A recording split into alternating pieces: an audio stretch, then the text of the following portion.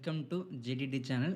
இப்போ இந்த வீடியோவில் நம்ம பார்க்க போகிறது அப்கமிங் வீக்குக்கான பேங்க் நிஃப்டி அண்ட் நிஃப்டி 50க்கான ப்ரிவ்யூ தான்.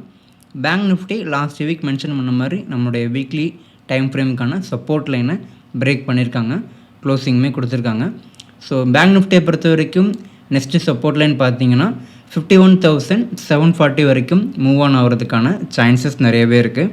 இன்னுமே குளோபல் லெவல் மார்க்கெட்டில் உங்களுக்கு வார் கண்டினியூ ஆகிட்டே இருக்கனால ஸ்டில் பேரிஷில் தான் லாஸ்ட் வீக்கும் இருந்தாங்க. அப்கமிங் வீக்லேயும் அதே மாதிரியான பேட்டர்ன் கண்டினியூ ஆகிறதுக்கான ப்ராபிலிட்டி நிறையவே இருக்குது.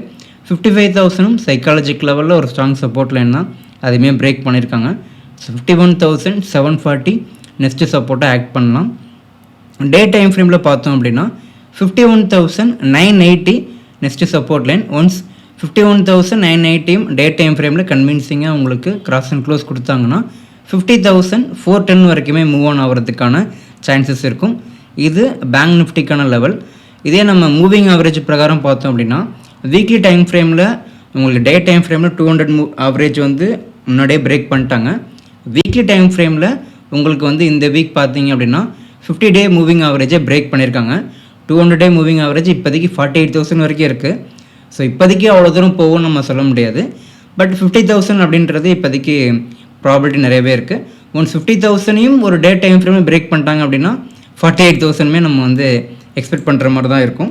டே டைம் ஃப்ரேமில் பார்த்தீங்க அப்படின்னா உங்களுக்கு 21, 50 டேஸ், 200 டேஸ் மூவிங் ஆவரேஜ் வந்து எல்லாத்தையுமே வந்து பேங்க் நிஃப்டி பிரேக் பண்ணியிருக்காங்க.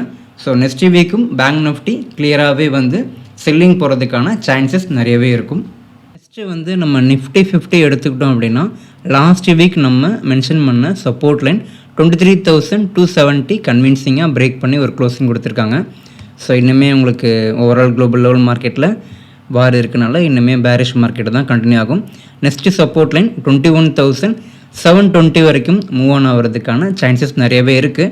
இன்னுமே அது கண்டினியூ ஆகும் பட்சத்தில் டே டைம் ஃப்ரேமில் பார்த்தீங்க அப்படின்னா 22,410 வந்து நெக்ஸ்ட்டு சப்போர்ட் லைனாக இருக்கும். ஒன்ஸ் டே டைம் ஃப்ரேமில் 22,410 பிரேக் பண்ணிட்டாங்கன்னா எகெயின் நம்ம வந்து முன்னாடியே மென்ஷன் பண்ண மாதிரி 21,720 வரைக்கும் நம்ம மார்க்கெட் மூவ் ஆன் ஆகிறதுக்கான ப்ராபிலிட்டி நிறையவே இருக்கும். நிஃப்டி 50லேயும் உங்களுக்கு வீக்லி டைம் ஃப்ரேமில் பார்த்தீங்க அப்படின்னா அந்த 21 டேஸ், 50 டேஸ், 200 டேஸ் மூவிங் ஆவரேஜில் 50 டேஸ் மூவிங் ஆவரேஜை இப்போ இந்த வீக்கில் வந்து பிரேக் பண்ணியிருப்பாங்க. இதில் 100 days moving average weekly time ஃப்ரேமில் பார்த்தோம் அப்படின்னா 21,670 ஆல்மோஸ்ட் சான்சஸ் நிறையவே இருக்குது. 720 பிரேக் ஆகும்போது உங்களுக்கு வந்து 22Kமே வந்து உங்களுக்கு டே டைம் ஃப்ரேமில் நெக்ஸ்ட் வீக்கில் பிரேக் பண்ணிட்டாங்க அப்படின்னா 20,000K போகும்போது சான்ஸ் இருக்கும்போது 21,650 நம்ம வந்து எக்ஸ்பெக்ட் பண்ணலாம். டே டைம் ஃப்ரேமில் பார்த்தீங்கன்னா உங்களுக்கு 3 வீக்ஸ்க்கு பிஃபோரே வந்து உங்களுக்கு 200 டேஸ் ஆவரேஜை பிரேக் பண்ணிட்டாங்க. ஸோ அது இன்னுமே உங்களுக்கு செல்லிங்கில் கண்டினியூ ஆகிட்டு தான் இருக்குது.